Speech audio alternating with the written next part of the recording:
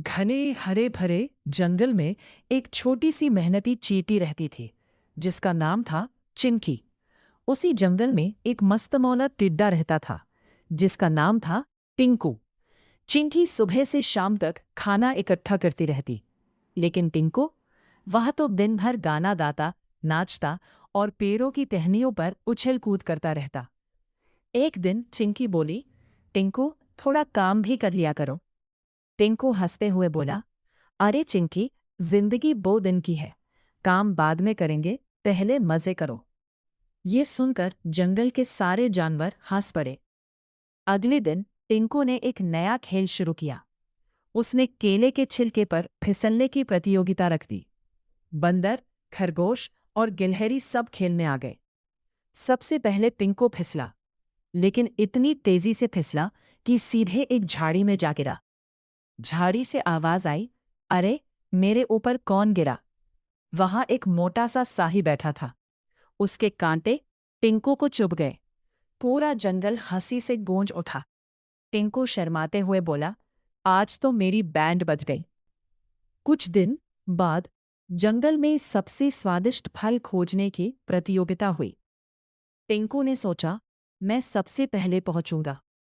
वो कूदते कूदते आगे निकल गया, लेकिन जल्दबाजी में उसे रास्ता ही भूल गया।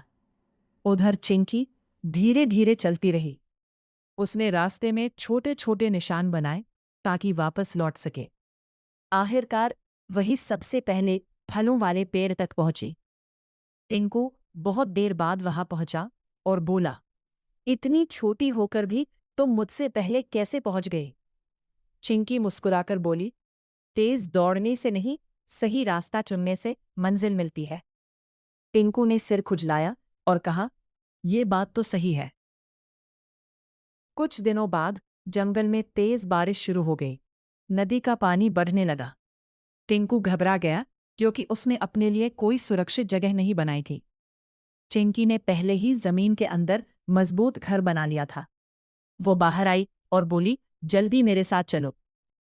टिंकू ने कहा, मैं तो फंस गया हूं। चिंकी ने जंगल की दूसरी चींटियों को बुलाया। सभी ने मिलकर पत्तों और टहनियों से एक छोटा पुल बनाया। टिंकू धीरे धीरे उस पुल से चलकर सुरक्षित जगह पहुंच गया। उसकी जान बच गई। बारिश रुकने के बाद टिंकू बोला, अगर तुम न होती तो मैं आज मुश्किल में पड़ जाता। चिंकी हंसकर बोली, दोस्ती का मतलब ही एक दूसरे की मदद करना है। अब टिंकू पूरी तरह बदल गया। वो सुबह थोड़ा काम करता और शाम को सबको हंसाता। उसने जंगल में हंसी क्लब शुरू किया। हर शाम सभी जानवर इकट्ठा होते। बंदर मजेदार नकल करता, तोता सबकी आवाज निकालता, खरगोश उछल कूद दिखाता और टिंकू सबसे मजेदार गाने गाता। एक दिन शरारती लोमड़ी ने सोचा, इन सबकी खुशी खराब करनी चाहिए।